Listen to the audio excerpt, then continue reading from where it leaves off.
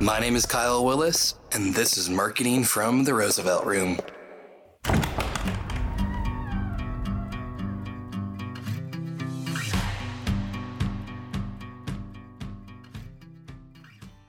Welcome back to a new episode of Marketing from the Roosevelt Room. I am stoked today. We're wrapping up our series of The Complete Entrepreneur. We've been on this venture for a number of weeks now, covered a highlight of important topics that I believe are foundational to an entrepreneur who's trying to grow their business, scale their business, and what it means to take it to that next level. Our guest today, I think, is paramount in this foundation of what it means to scale, because without the ability of understanding how to put in a business systems and procedures, you are going to flounder. Tony Banta is the managing partner of Venture Greatly. They have a flagship product called Client Success that I have been able to watch a lot, learn a lot from him through relationship, through masterminds that we've been in together. This guy knows his stuff. And I think as we get into it today, Tony, I'm really excited that we're going to make this super practical. We're going to be able to share with our audience this foundation of what a system is and where they ought to begin. So Tony, I really, really do appreciate you making some time for us here on the Roosevelt Room. You bet, Kyle. It's an honor to be here with you. I'm only sad that I'm just sad that I can't be in the actual Roosevelt Room. Well, the next time we'll have to fly out there. You do. And before we hit the record button here, we're talking, for those who know, I love smoking a cigar while I do these podcasts. And unfortunately, Tony couldn't join me at the cigar today. So we've made the plan when he comes up to Seattle, we're going to do live episode with our cigars and bourbon together and be able to just flow wherever conversation takes us until the bottle runs out. 100%. And of course, until the bottle runs out, we'll have some great conversation there at the end that people shouldn't miss. Here's a rabbit trail, and we'll have a few of these, I'm sure, as we get going. Sure. Watch the YouTube. They do a podcast as well called Drunk History. Yes, absolutely. I think we could have the drunk business podcast where we just pour the wine, pour the bourbon, and just share life, and the wins and horror stories come out from wherever the bottle takes us. Sounds like a lot of fun. I would be on board with that. That would be wonderful. All right, for the sake of being able to give some real value, and I have coffee. I need some Irish coffee to get this really kicked off. To give our kickoff, I always love just by kind of just allowing the audience to get to know you a little bit, hear your story, and we'll define in a moment what systems and process means to you. But who is Tony Banta? Give us the elevator pitch, the quick bio, the quick background of what makes you passionate about business and business systems and procedures. Yeah, you got it. So I started my career actually as a software developer. So about 15 years ago, I was a software developer, worked on corporate projects, mostly systems, process control stuff, back end, like inventory management systems, systems that kind of helped production facilities or, inventory, things like that. And I loved seeing what software could do. It was a lot of fun, but there was nothing so frustrating as watching a phenomenal software product that was, executed from the standpoint of the scope of what we had to work with, right? From a software engineering standpoint, from a systems engineering standpoint, the software was perfect. And it didn't actually work in the company that we were, working for. Interesting. And it didn't work because of the company's leadership, because, they weren't willing to, and like there was this trend that I saw, right? Like this happened and I was like, okay, so we'll go back, we'll, rework it, we'll do what we need to do. And then I kept seeing this, trend of the right leadership systems, because, leadership is a system as well. And we can talk about that. But, the right leadership systems not being in some of these medium and large size corporations. And so the best code, the best, systems that we would set up were powerless in the face of that. Wow. And so I finally said, okay, like the definition of insanity is doing the same thing again and again and expecting a different result. So, somebody needs to get in there and change these things at a leadership level. And so that kind of like launched the next phase of my career. I spent just under 10 years doing corporate consulting. Wow. So still some of that tied into the software end, but I would do, I worked with a company. I was a minority partner in a company that did efficiency consulting for the publishing industry. Cool. So newspapers, magazines, right around 2008, around the crash. So I was on site with a bunch of, Fortune 500, Fortune 1000, wow. Sort of big publishing networks who were running around like their hair was on fire, right? Because, the profit just was pulled out from underneath them. Yeah. And so they needed to be efficient. And so a big part of, my job was I would be holding these leadership development sessions or these training sessions with these teams of, people. And I would know, but, just because of the structure of some of the consulting, not my choice, but, I would know that only about half of them were really going to be able to have a job by the time I was done. Wow. And so, it was my job to try to help as many of them be able to, keep their job as possible.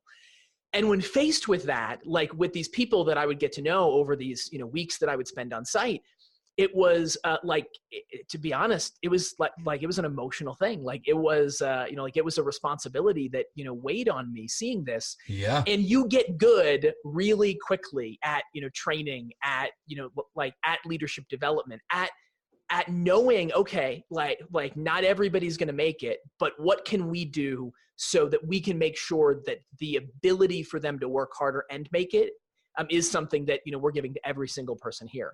And so fast forward out of the, corporate consulting. So corporate consulting was a ton of fun, by the way, flying around, flying around the country, driving around the state. It's a great way to spend it was a great way to spend my 20s. Sure. But of course then I want a family, right? I want to settle down. I don't want to have, better relationships with the, with the workers at the airport than I have, with my own friends. Yeah. And so I was like, hey, what's going on in this online space? Online coaching and consulting is a thing, why don't we get into that? Totally. And quickly we found that the same kind of skills and tools that we were implementing on the corporate team development side really applies really well to online coaching and consulting programs. Sweet. Where how well someone does, how well a client does in the program is really the linchpin as to whether they get to stay into a back-end program and maximize that lifetime client value.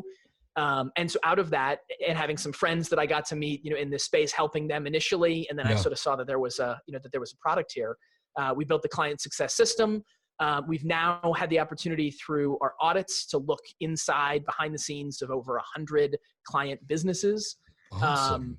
Over the last several years. And, we've gotten to help, I call them my grand clients, my clients of my clients. We now have, thousands of these, grand clients out there who are better served. And of course our clients get to benefit from that with, high lifetime client value, a lower reliance on the ebbs and flows of, marketing, and especially paid marketing where you can't always control that. Thank you, Mr. Zuckerberg. And how many so our clients get shut down today? that's right. Yeah. And so, our clients are, they are insulated from some of that, Cool. in a way that is, Cool. that is powerful. So that's what we do today.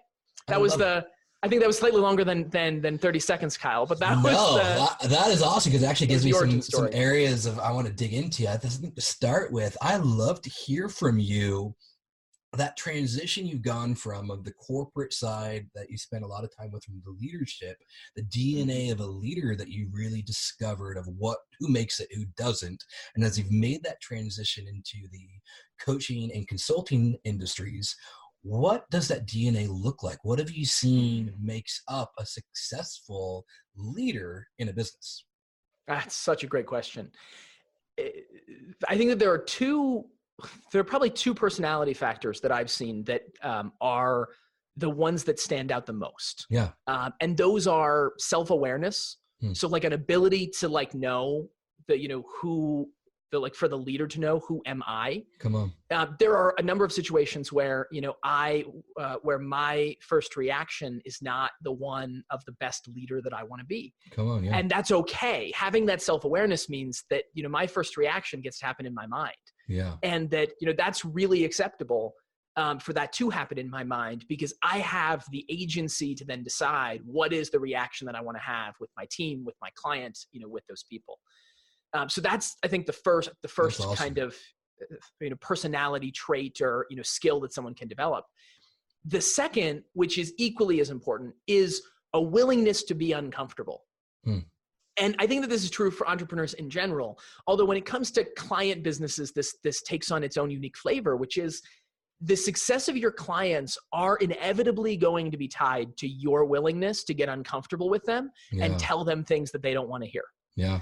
And one of the things that, I promise my clients is, even if they hate me for it, that, I'm always going to tell them the truth. Come on. And so there are times when, like, we have to sit down and say, we've worked with a handful of, family businesses, which always have their own, blend. Oh, sure. Of personalities. I can remember sitting down with, with clients and saying, hey, your son that you hired for this spot. Yeah, that's that's not going to work. And here are the reasons why that's not going to work. And shame on you, not that I say it exactly that way, Sure. right? But, shame on you for putting them in that situation Sure. where, they're going to struggle and where the business is at risk. You need to show up better than that. Yeah. And so when you're willing to have that conversation and not fear the result, not be needy for the client to stay, or not just have that human instinct of wanting to be liked, of wanting to be respected more than liked. If you bring those two things, that, self-awareness and then that willingness to have those uncomfortable conversations, you can change a lot of lives. Oh man, that's huge right there. I think the concept of self-awareness has been something that has been a pivotal moment for me this year. I think this has been a journey for me this year, especially just on a podcast earlier when someone was talking about, the question that was asked was, if Kyle Willis could give you any advice today, what would it be? And it was just the answer was the understanding of what it means to love myself. What is self-love? And I think self-awareness is, I would put them as synonyms. So that aspect of, I can't love myself if I'm not aware of who I am, what I love, what makes up who I am, and that foundation of why I am doing what I'm doing. And that the who, the why, the what all come together in that awareness. And, one of my mantras this year is that I have so few fucks to give, and I choose not to give you one.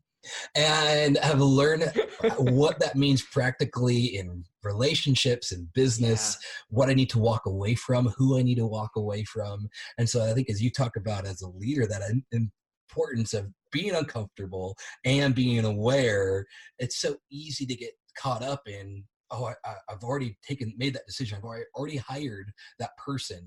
I got to see this through. I don't want to quit on them. No, that's when you need to be aware that it's better for your business to walk away, better to let them go, better let that client go. And so I wish I would have connected with you earlier on that, because I would have saved a hell of a lot of time and money. But that is foundation.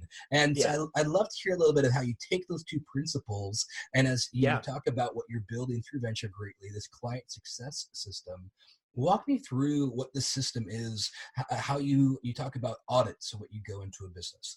What does that look like practically? Yeah. So a big part of our ethos is that success in a client business, when you work with clients, and you could be a coach, you could be a consultant, you could be a service provider, you could run the whole, gamut. But if you work with clients, then your client success is your success. Those two things are, tied together. Because the company that just markets well and sells well, but can't fulfill on those promises well, is not long for this world. Oh, so true. And if we just take that principle and then play that out, so often the client, for those of us who have, a front-end program and a back-end program, or, we work with clients for a period of time, and then there's a back-end mastermind, or there's a back-end There's a back end, agency kind of a retainer scenario. These are all, common client business models.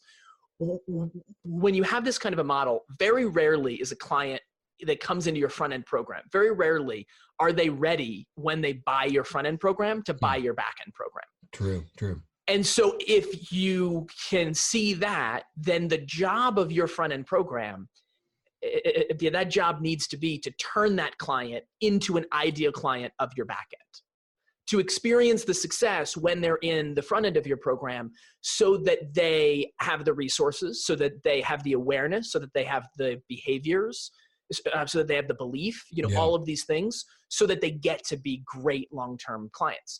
And if you do that, then a couple of really magical things happen. That you have like legendary, client retention and client value, lifetime client value.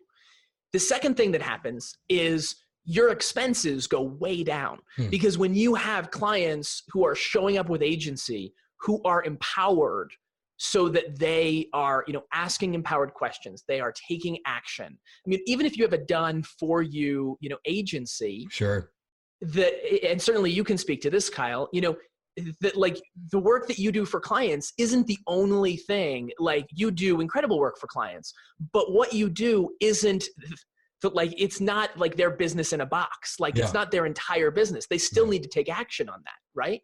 Yeah.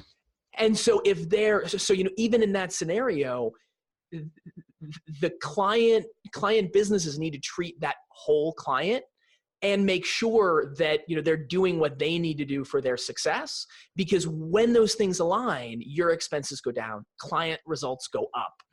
And you get retention, you get referrals, you have raving fans, you have all those things. You mentioned just a little bit ago, making some of those hard decisions to let a client go. Yeah. And, I've certainly done that. We've all been there. When you have these systems aligned, that decision is rare, but it's also so much easier to see, because you can see those people who are just not willing to play by the rules that we know are there for their own success. Yeah, definitely. So I want to ask more specific and practical questions. Before we get there, let me lay a little foundation for our listeners, for my benefit, make sure we're all on the same page. I'd love to just hear from you a one-on-one definition of what the systems of process mean to you. Yeah. Awesome. So this is a great question, because we hear about these things all the time, and people throw them around. Oh, you need a system for that, right? Yeah. And a system in that kind of definition could mean anything. It could mean a software program to procedure written down on a notebook that's copied to anything in between. And that is actually a perfect definition of a system. A system is a closed loop, so a system must have boundaries. It is a by definition, and I actually have training and certification as a systems engineer. So like a textbook, some of my training is in Lean and Six Sigma, which are two process improvement methodologies. If people are in corporate, if you have listeners that came from a corporate sort of background, they're probably familiar with those terms. It's less used in this online marketing space, but that's where we come in. We're seeing if we can't change that. But so a system has to have boundaries. It needs to be a closed loop, and it is any series of things that happen, any series of processes that happen that lead to an outcome. So a perfect example that applies to 99.99% of all of your listeners, we have a system of processing food. So, we need energy to live, we eat food. It's a closed loop, system. We put food in here, it comes out in another place, and hopefully on a semi-regular basis, or else, we need to add in some yogurt, but that is a system. And so like my joke there about the yogurt is funny, but it also I first laughed because I think of my kid. We use yogurt a lot. There you go. But it also serves to explain a fundamental thing that happens when you see that as a system, is that systems get to be optimized for different outcomes. So if you have, I had a really good friend of mine, right? And that same example, that digestive problem, he had a lot of, IBS problems. And so Imodium was his friend because he wanted to optimize for the situation of being less uncomfortable and having to run to the bathroom, right? Yeah, I use this example because it's something that everybody can relate to. We'll be real. Right. Let's just be real. Yeah. At the same time, right? If we want to, like I just came off of a season of trying to pay attention to my health and like get in a little bit better shape, lose a little bit of weight. And so I wanted to optimize for that. So I was watching the food that I was eating, throwing in some, boiled chicken and salad and some of those things in the mix. It can be delicious, trust me. Yeah. But so that was what I was wanting to, optimize for. And so I got to make different decisions about the inputs to that system so that I could get a different result. Awesome. And so once we understand that about systems, everything in our world is every outcome that happens in our world, in our business, in our life, in our world is a system. The way that we choose to process through online, if we're single, if we're, if we're dating, using online dating, the way that we decide, who to reach out to, that's a system. That can be, that can be made more efficient. That can be optimized for the kind of, dates we want to go on. Same thing with our, with our clients. We can treat that as a system. And that, some of our definition of that system and, process comes in where for a client business, the focus of the optimization has to be on the client success. Because if you just optimize for your own internal efficiency and you sacrifice even a little bit that client success, that almost always comes back to bite business owners. Yeah. That's not to say you can't be efficient, but the first order of, solving for that system's efficiency has to be for the client success. And then you can backfill everything else and, make it more, make it more profitable, make it more, make it, easier for your preferences as a leader, all those things. Yeah. So let me take from what we've talked privately as kind of where we're going to the end goal, and then we'll bring it back to the beginning. One of the things I love about what you teach is you take your clients through the foundation, what it means to set up a system or process. You've discovered that if you can increase your system by as little as 20%, it increases profitability double, if not higher. That is stinking amazing. And as I think about as we're wrapping up this series of Complete Entrepreneur, we've covered a variety of topics from mindset, copywriting, sales, advertising, accounting, variety more. And what I love about where we are today is it brings it full circle. All of those things are the implementation of a system. You can't have a process to advertising or to sales and just without it be, if you don't have a process, you're just going to wing it every single time and hope for the best. Hoping for the best is never the way to scale a business. Hope is great, but no one ever built a 7-8, multi-figure business off hope. So if that 100%. Foundation, if that understanding of, all right, systems allow us to increase our profitability, amazing.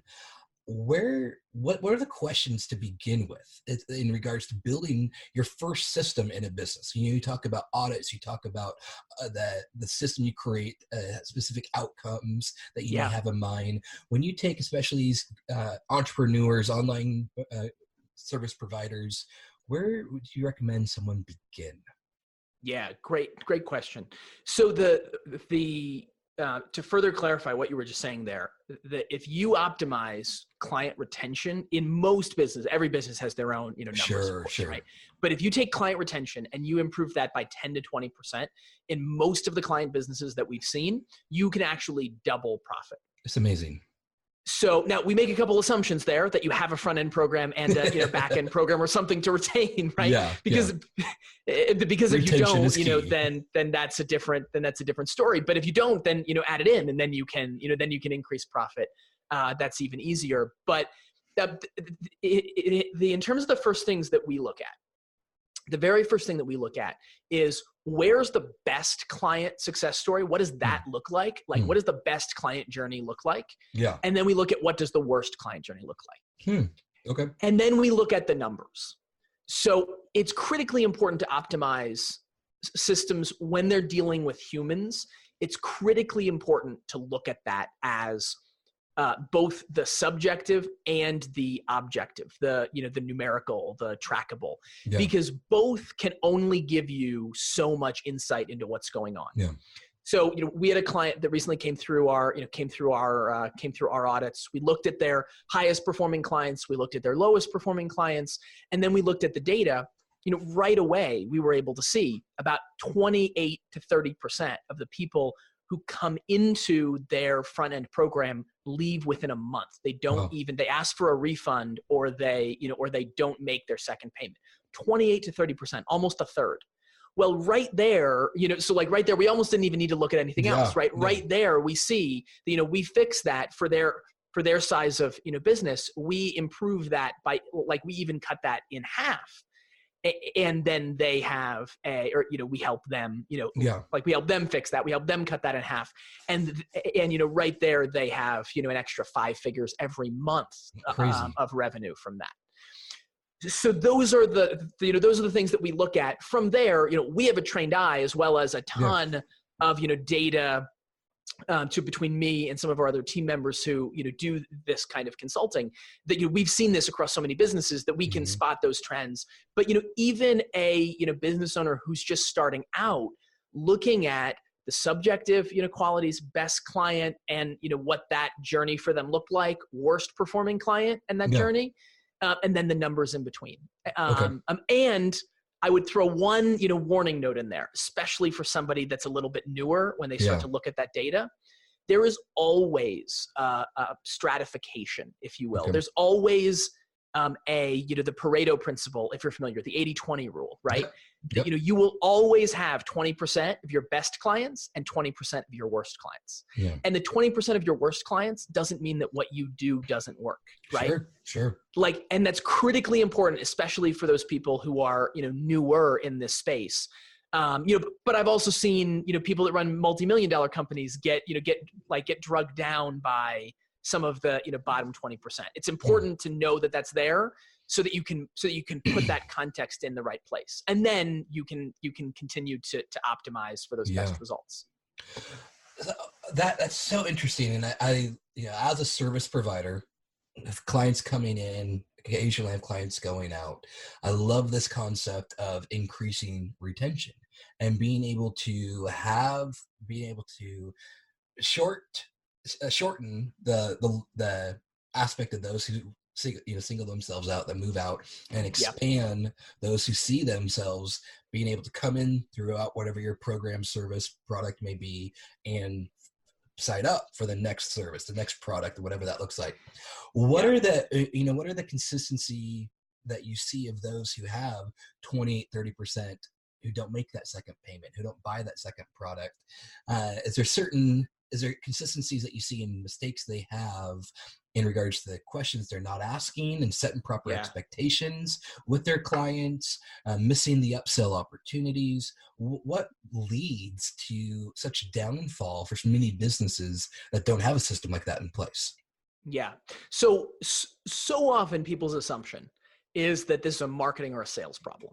That, sales let someone in who wasn't qualified, or, the marketing is, casting too wide of a net. They're attracting bad leads, right? Like, how many people have you heard? Have you heard say that? Right? Give me the better leads. That's right. The leads are weak. Well, there's something to that, right? If you want to blame marketing or even sales, to quote the most prolific of the we were just talking about him too before the show went live, Baldwin brothers. To quote Mr. Baldwin, you're weak. Sorry. A little bit of truth. The reason why someone leaves is almost always, sometimes it is a marketing or a sales problem. And that myth, just like most myths, got started from a kernel of truth. Sometimes it is. Although I find that that's the far minority of cases. A lot of times those clients are more of a risk factor client, right? Especially on the B2B side, those people that end up leaving, they are more of a risk factor. They don't have as many financial resources. And so your program might be a stretch for them. Your service might be a stretch for them. But if they're in that position and your service has a chance of getting them further down the road, Yeah. like if they're better off with you than without you, then you need to do everything you can to make sure that they don't leave, right? Yeah. Because they're going to have more of a risk factor when they're gone than when they're there. So in terms of the commonalities that we see, it's always the same. It's always the same about two things. It's that they don't believe that they can do it. Interesting. So they had this peak of hope on the sales call, right? Yeah. Like they had this peak of courageousness where they're like, oh yeah, here's my, credit card. Like this is going to change. This is finally going to change things, right? Let's go. Yeah. But then and this is one of the things that we teach with our clients is to serve your clients impeccably, to have impeccable client fulfillment. That doesn't mean that it's perfect. It will never be perfect, right? Yeah. But the more that we can focus on removing those friction points and building up the inspiration, we then prime the client to believe that they can have it too. So often it's the client's belief, like, how many people make it who don't believe that they can make it, right? Yeah. Like 100 people, like 100% of the people who, quit, like don't succeed. Yeah. So that's the classic, this is the, classic first principle. And so as it relates to your program, they need to be inspired. They need to believe it for themselves. The second reason is those friction points, which do relate to someone's belief because they kind of chip away at someone's belief. But if you have friction points in what you're doing, if you have an onboarding sequence that says that you're going to do X, Y, and Z, but you only get X and Y done, and then there's a week delay before you do Z, and you don't tell a client that, well, that's a friction point, and that's going to strain their belief. Yeah. And so those friction points, what they actually do is, and a better way to say that second factor is that they don't believe in you. So they don't believe that, you're going to get them to that transformed place. If you focus on eliminating those two, then people have no problem. They, sail right through. They're going to do they're going to do the things that they need to do for their success. And they're going to roll right into, insignificant numbers. They're going to roll right into your back-end program. Yeah. I think that's huge. I love what you said, because you talk about inspiration. And I think that first aspect that goes so hand in hand with a mindset, being able to help your clients understand where you're going. What does A to Z look like? And sure, there's a lot of mystery in there based upon where they're at, what you discover as you get into it, but giving them the courage and the hope to stick through those tough times. You talk about the process you went through in health and fitness recently. I'm going through one myself right now. And that aspect of, hey, I know what my end goal is. I know what the healthy, better Kyle looks like. So when I'm, right now, the last few days, I've been stuck on this 1 pound I'm trying to lose. And I've jumped up and down for like 4 days now to break into the next digit I want to get into. And that aspect of like, I know I can do it. And it's that inspiration that I have first within myself to stick through it. Because if I just stayed at this one level, it's, the plateau that everyone hits in fitness, and then they give up, or they say it's too hard, or they say whatever, I'm just, I'm going to be content here. But it's so easy in business of, I'm doing 5 figures a month. I don't think I could ever get to 6 figures. I'm doing, put numbers, you put anything you want to it. But I love that aspect of what you take people through, of how to keep that inspiration throughout that process. And then I think the other aspect that you highlight that I think I have experienced as one of my shortcomings that I've really tried to improve is setting those proper expectations in the beginning and how to deliver on them. And I think, you talked about something that was so key of, hey, here's X, Y, and Z. We're going to have a short delay because of, building, helping a company launch a business right now. Well, they were starting from the ground. They don't even have the logo up. And I'm like, look, we everything, we have a whole marketing plan in place. We're ready to build your website, but we don't have any visual elements yet. And the client was like, well, my business, why don't you just do it? Like, I could, but then it's my business. And it's no longer your inspiration. You're going to look at that logo and say, hey, look at what Kyle designed. And that deal 100%. Of, I need to set the proper expectation. I went back to them and like, look, you have to give the input here. You can't just tell me, I can do my own thing when it comes to web design and marketing and the rest, but the foundations of your brand, the foundations of the perception you want to build, you have to own. And so, I love to just kind of hear from you what questions, when someone hits that plateau of inspiration, of if someone's in a place right now where they feel like, man, as a service provider, I know I've dropped the ball a bit. I need to regain my client's trust in me. And that feeling, you talk about their confidence in you to deliver. If someone's in that place right now where they're feeling like, I got some work to do. Right now, the client may just be locked into a contract or whatever the thing may be, but I want to regain that confidence. I want to regain that inspiration. What does that, how can you do that? Is there a simple way or beginning process to be able to capture that inspiration, that hope with your clients again? Yeah, 100%. And I think one of the first things that I almost want to push back on a little bit, please, is so often it's not you as the service provider who's dropped the ball. Certainly sometimes it is, right? Sure. We've all been there. We've all, as service providers, we all are entitled to have bad days sometimes. That doesn't mean that we can't. That doesn't mean that we don't have to take responsibility for that. But so often by the time we find clients, they've been beat down in a sense from the difficulties of running a client business. Yeah. And because working with humans is hard. Yeah. There's a reason why the previous generation, if we just, zoom out, the previous generation of coaches, consultants, people like this had doctorates, right? They were doctors, they were lawyers, they were therapists who all go to school for years to learn these, these like detailed things.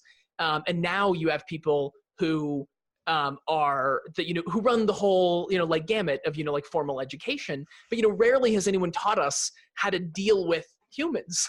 Yeah. And humans are messy. Yeah.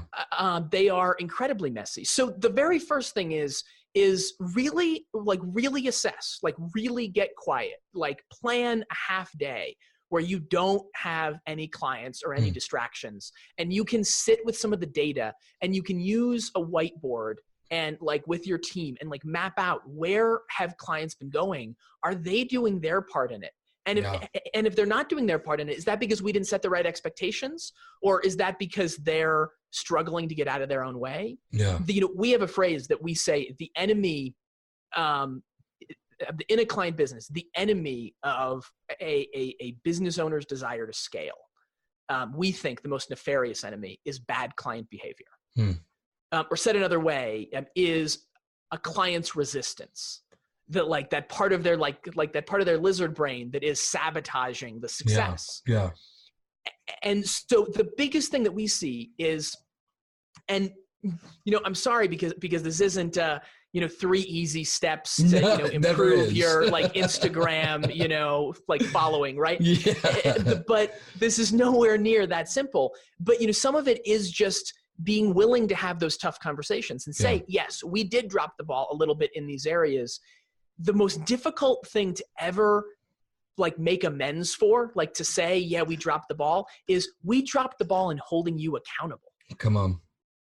And because that's so nuanced, and it is so tricky to both deliver that message while not feeling like you're blaming the client, right? You need to thread the eye of that needle perfectly so that they both hear what they need to do to be successful, and so that you can take responsibility. In terms of the biggest thing that you can do to rebuild the inspiration is that clients, there's a universal law where humans love to see activity. Yeah. So humans love, we had some things happen at the time that we're recording this, in one of our, we have a sister company. We have a sister kind of business that we have a few partners, in, and they just got kicked in the stomach this week. They had they just had a client relationship go bad, and it was just one of those kicked in the stomach feelings. And as one of the leaders, I got that my job was to help them just double down on activity. Yeah. So like replace that with, let's serve more, let's teach more, let's get out there more. Let's reinforce to all of the clients who are still here how much we care and what we're going to do. And we're going to do that in a healthy way. We're not going to overextend ourselves, right? But people love to see that activity. And when we can show clients that we're doing things for their benefit, even if that means, hey, we're doing this for your benefit and you need to play along in these ways, clients will respect the positive energy.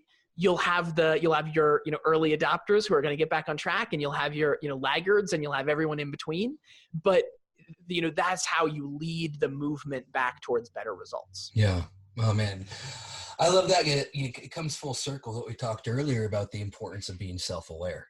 Yes. And I see that connection and what I love that pushback, because it's the truth of, hey, it's not always you. And one of the things I did this year talking about self-awareness, self-love, is I hired a mindset coach to really help me in that foundation, discovering who I am, what I really have to bring to the table. And I had a client leave me this year where I went back and I was just like, what the heck? What happened? Where did I drop the ball? And I thought it was all on me. And I was working with my mindset coach with it at the time. And they're like, Kyle, what do you know to be true? And what can you control about that? And as I answered those questions of what I know to be true and what can I control in the situation, with discovering that aspect of, we met every expectation or exceeded every expectation that we set with that client, from results, the deliverables. And the client got to a point where there was a disconnect on there. And as you said, they didn't show up in the way they needed to. When we challenged them to and said, hey, for us to move forward, this is what you need to be able to do. And they said, I'm not ready to step up. And without using the exact words, they said, I'm not there. It's time for me to go. I can't do anything about that. I can't control that. I can encourage 100%. You to look at elsewhere. And that's why, you said earlier of, if it's better for the client to stay with you and encourage and all of that, but I can't control where you put your time, where you put your energy. And I had to get to that point of realizing and releasing that of, hey, I've done everything I can. At this point, I wish you the best. If I can give you any recommendation, someone else to talk to. Otherwise, God bless you. Don't the door hit you. And I think it's been that foundational element that's pivoted my business and allowed us to really look at our clients now and our client roster. I just love every client we have on in our company right now. I think there's usually, you talk about 80-20, usually there's those 20% where you're just like, oh, I don't want to get them on the phone, whatever. And like, thankfully I'm at the state where I don't have any of those. Everyone is just That's a awesome. joy. But I think it's had to get to that point of, I've shown up, are they showing up? And if they're not going to, have I given them the challenge, the urge to step up or step out? And I think, as what I love what you're having to say is that that's not just an ethereal mindset conversation. Certainly that's a process to it. But there is systems and checks and balances you can put in place with a business to be able to have those conversations before someone's telling you they're on their way out. Am I picking up on that right? 100%. Yeah, 100%. And you can't control what other people do, right? It's actually one of it's probably one of the most frustrating for some of us that are used to taking action, right? It's one of the most frustrating things in the world. We cannot control what other people can do. Yeah. Sometimes my wife, who's amazing, by the way, does things that drive me crazy, right? Sure. I cannot control that. But just because I can't control it doesn't mean, and I will pivot away from my wife as an example and back to client businesses so that I don't get in trouble. My wife really is amazing. She is. I like her very much. Thank you. With our client business, we can't control what our clients do, but that doesn't mean that we can't affect it because there's a difference between affecting or influencing and controlling. Come on. And if we give up the control and we focus on the system of our client success and what our clients are doing, we can tweak the way that we deliver messages, that we set expectations, that we give them things to do. We give them activities to do. Yeah. We had a position in our company, and we have a phrase. We have a phrase around here that I have a feeling could make some of your listeners cringe. We have a phrase that says, employees are just clients that you have to pay. Because think about it. They're needy. They need you to, give them all kinds of information. You usually have to, train them unless they come, unless they come exceptionally, well prepared. All these things are true that are remarkably similar to clients. We had this one position where we just struggled like heck to, actually get the right person in there that was the right fit and, some of those things. And so finally I was sitting with my wife who also works in the, business, and she used to be a teacher. I love that you guys work together. That's so cool. It's a lot of fun most of the time. And so we're sitting down saying, like, what are we going to do with this, with this position? And like, we were like banging our heads against the wall. And I said, when you were a teacher, what did you do for your students? And she's like, oh, well, we would do this. And then we would give them an activity. And I was like, aha, the problem is like, we need to actually give them, like in that particular case with the, with the employee, we needed to actually give them real life examples, because before we let them work with clients where the stakes were high, that we needed them to go through activities to prove that they had a competency and to get some of the self-confidence and some of that self-awareness, in that spot, so that they could then work with, clients. We replaced that, worked like a charm. And that's exactly the kind of thing that you can do with clients, with employees, that you can do all the way across the board. We can't control what people do, but we can set things up to, influence and to lead them. Oh man, that's huge. I think about, and I'm going to have the percentages wrong. They're usually always made up on the spot anyways, but I'm sure you've heard that saying of like, you retain about 5% of what you read, 10% of what you write. I forget what the middle one is, but then it's like the highest percentage is what you act on or teach. Yeah. And I think I love that talking about, what your wife did as a teacher of, hey, we taught a principle. Now I'm going to have you act on it yourself. Exactly. However, how at times can we remember through high school or college, I'm going to teach you the basics of algebra, and then you're going to work through these equations together. If I just taught you that x plus 3 equals y, you could walk through it together. Cool, teacher, I got it. But once I now give you your own equations, you figured out how to find x or y every time. I love to kind of just wrap this up and really being able to then say the action items. So those who are in this place to say, man, I want to increase my client retention. I know I'm kind of winging it. I may have some systems in place. I don't know if they're really as instrumental as they can be. Yeah. Tony, what's the best way for someone to connect with you, learn a bit more? It sounds like an audit would be a really good place to begin for a lot of these businesses. Connect with you on what that may mean and kind of discover next steps. 100%. Yeah, we usually have a waiting list, but we do have a link for someone, right? Who would think the person that teaches, legendary client retention is pretty booked up. That's a great problem to have. It's always a great problem to have. But you can go to clientsuccesscall.com. And you can sign up for we have a short little questionnaire there so that we can get a little bit of information. Cool. And then as soon as we have, slots available for the audit, we let people write in. We periodically also have, open enrollment kind of periods where we know that we have a good, a good room for like 20 or so, people to come through all at once, because we kind of pause other things to, let them all through. So you can always go there, and you can also tune into our podcast, The Client Whisperer. Yeah. So that is a lot of fun. We actually have a very special guest that we get to interview next week. Who could that be? Yeah. So you can tune in there, search The Client Whisperer Show on iTunes, Spotify, Google, or go to clientwhisperer.show is where our website is. And we have links to all those places.